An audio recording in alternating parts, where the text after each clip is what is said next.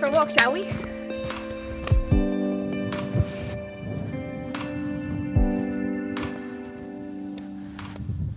All right. So as per the title of this video, we'll be talking about my $100,000 in savings that I was able to acquire around the age of 27. Now, I was trying to figure out exactly when this happened, but I don't know. Leon and I were sitting on the couch, and all that we worked out is by the time I was 28, I was sitting on the couch and I was telling Leon that I had saved $408,000, and he had no idea this was going on in the back end, so it was quite shocking. So we suspect that around 27, 28, this is when I saved that amount, which is amazing. Now, what I've worked out over time is that wealth building is 100% a formula. It's just like a skill, like bike riding, for example, but no one teaches you this skill. So therefore, it always seems like a mystery. But for myself, I think I've worked out roughly this formula. So I want to share it in this video. Now, for those people that are wanting to have giant wealth, $100,000 might not sound like enough or of what you want. However, let's just put some stats into it. $100,000 is more than most people will earn in a single year. $100,000 saved is 20 times more than the average American has in their savings account. So it is significant. And therefore, the feat of saving $100,000 is something that most people will never do in their lifetimes. But you guys are watching, you're dedicated to learning the art of finances, so I think it might be different for you. So hopefully, this formula will give you some insights. That's so cute. Hello. Hey, buddy. Are you guys hungry? First and foremost, I'd like to tell a story because I want to give you an insight into how my mind was working at the time when I was entering the workforce. I will say that very early on, I was lucky enough to realize that the workforce is actually a very rigged system. You're not really meant to succeed in that world very well. And I come from a family, my parents, luckily, were entrepreneurs. My great-grandpa, my grandparents were entrepreneurs. So for us to pursue a normal job wasn't even required of us. So I'm really grateful that I came from a background where my parents didn't expect me to go down the traditional route of work, because I know there's so much pressure in that. So that was something that was taken care of for me. But then when I was looking at the workforce and working in it, which I did for a couple of years as a marketing manager, I started just to assess it and notice how much wrong there was with it. Firstly, you have to climb a corporate ladder, probably around bosses or other colleagues that have an ego issue, and you have to first earn your place, so you might be getting bullied by them. Secondly, you have to work 8 to 9 hours a day, even though they've shown study after study that humans are actually more productive working shorter days. And then you also add commuting time to that, and then most likely you sit in a box promoting a product or service that you might not even care about. At the time, you were expected to go into the office and work from the office, but everybody had the internet, so I couldn't quite comprehend why you had to go into an office when you could just possibly work from anywhere in the world. But worst of all, I could not comprehend that someone was going to be giving me 2 to 4 weeks of holidays per year, and then on top of that, also every single day I had to ask permission basically to eat my lunch at a specific hour. I was like, excuse me, my time is the most valuable thing I have, and how on earth will I give you control over that? No. Here's the thing though, it's not like I shut off that mainstream door and everything was really, really good for me after that. There is a sacrifice that people have to pay whenever they're not pursuing the societal norms, because the whole system is set up for people to pursue the norms. So when you shut that door, you are going to be faced with a really hard choice of, am I even going to be able to make this work? I had to wholeheartedly face the consequences of my decision and wholeheartedly know that if it fails, it's only me that I can blame. There is no one that I can turn to say, hey, where's my paycheck? No, it was all resting on my shoulders at this stage when I shut off the door from comfort in search for the unknown and the possibility of having no ceiling at all and really having a life of freedom. And so the journey of me trying to work out this new avenue, the path less traveled, it began. There was times that I would pursue a certain career avenue or a business avenue or a financial avenue, and then I'd get to the end of that after studying it for so long, and I realized this isn't actually of interest to me at all. So it almost felt like the knowledge I had acquired was obsolete because I had studied so much and nothing was happening from it because it wasn't really an interest of mine. So it sometimes felt like there was so much wasted time as well. So year after year, as I was working in crappy jobs,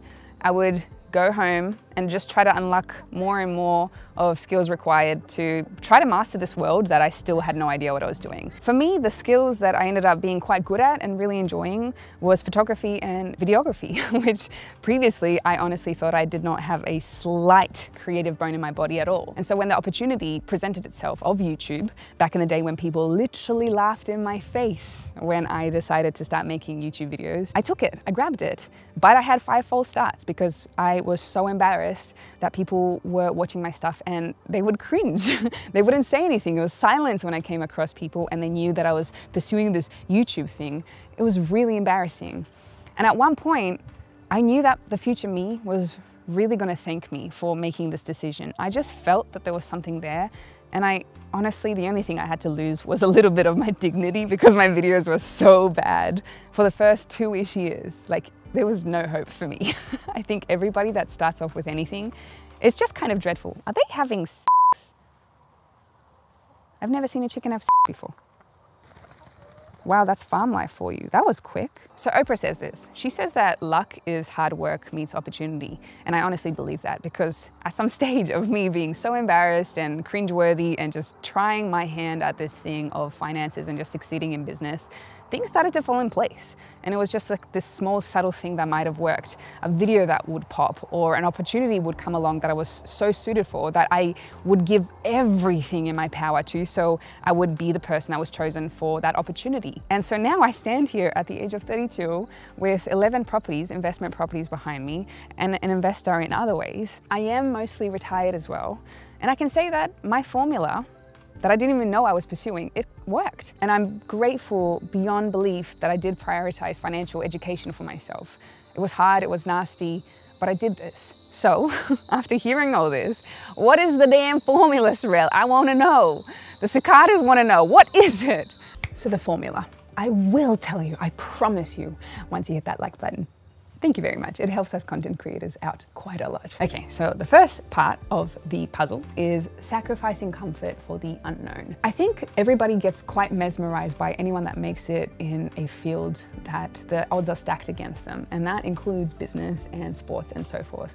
It's because this path isn't paved and there's a lot of risk associated with taking this uncomfortable path. There is no formula. And so this isn't for everyone, this world that I created for myself, because you have to have a slightly higher risk tolerance, which you can build up over time. Just go on more roller coasters and take small risks. This is something that is a muscle and it can be exercised. I just want to point out, I did have financial security. So I had still comforts because I was working pub jobs. They weren't amazing. They were pretty crappy pub jobs, but I still had that security because I wasn't about to drop everything and panic my way into a successful business. And it also meant that I had to sacrifice climbing the corporate ladder as a marketing manager with the possibility that none of it was gonna work. And I honestly think this particular step is one of the most important for anyone wanting to build wealth for themselves, because it changes you into an entrepreneurial mindset, whereas most people, they fall into the employee mindset. Now, if you've been an employee for a really long time and you've grown accustomed to a regular paycheck, breaking this is so much harder than if you've never really had the comforts for that long. I had the comforts for 2 years, and after a while, you do become very comfortable. So not putting yourself in a situation where you receive regular income in order to trade your time, and instead you rely on your skill set and you being able to deliver a product or service in exchange for cash, irregular cash.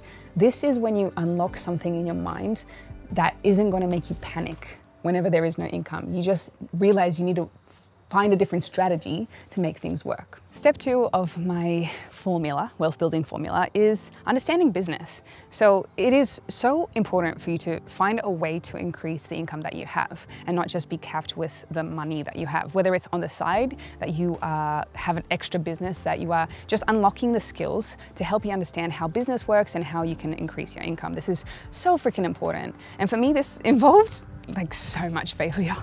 Most of the stuff that I trialed at the beginning, it wasn't working. It didn't succeed for so freaking long. So I'd go back to the drawing board and start again. And now if you're not interested in this like working for yourself story, it's okay. You can still unlock business understanding within being an employee. So being an entrepreneurial employee is really beneficial for a lot of bosses, and I would Hopefully you're in a place where you have a boss that understands the value that you bring to the table and you are very clever in being able to bring extra value to the company, and then you can negotiate your pay as well. I don't think at all it's necessary for you to have to venture out on your own. I just find it so much better because I know the potential of making a lot of cash in business. So for me, this was the avenue that I took. Number 3 of my formula is living well below your means. And I really mean living well below your means. We're in a culture of just like buy.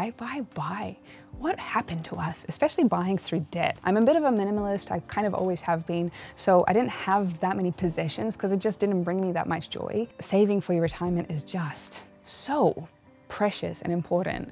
And I think that should be celebrated by a lot of friends rather than, hey, let's get drunk on the weekends.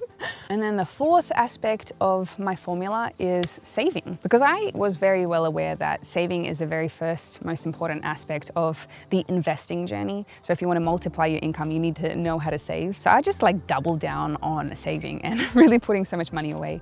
Also, I would figure out how to be able to save more. So I would double down on understanding how to create an independent income.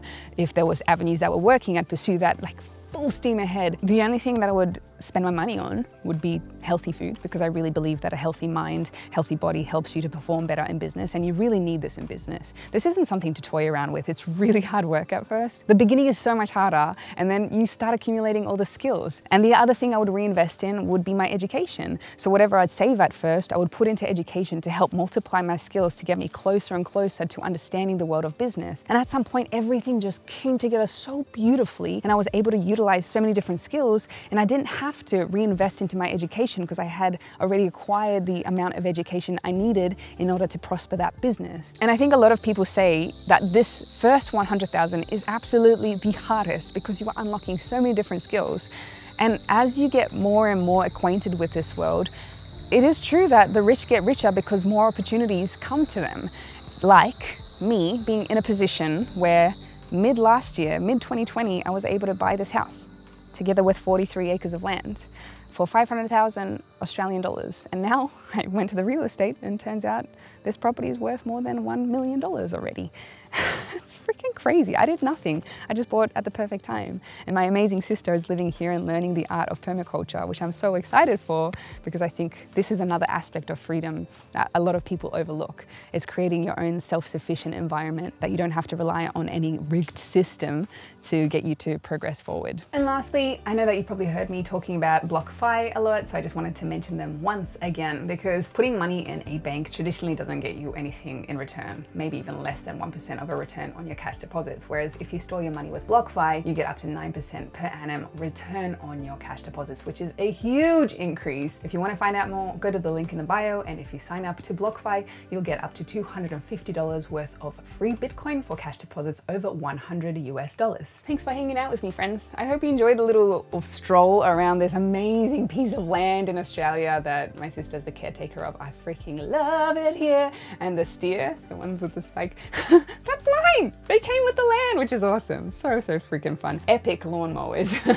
If you enjoyed this video, please make sure that you like, subscribe, and comment. Your interactions are greatly appreciated. Tell me what your stage of financial building is right now. Where are you at? Beginning, middle, already prospering, and just enjoying other people succeeding as well? Let me know. I would really love to know what kind of an audience we have. Secondly, we have that epic newsletter that I talk about every single time. So many valuable lessons from there, so check it out. And lastly, if you want to get access to an amazing private community of members focused on building up their freedom and finances, check out our private link in the bio and use the code YouTube at checkout to get 20% off your purchase. I'll see you in the next one.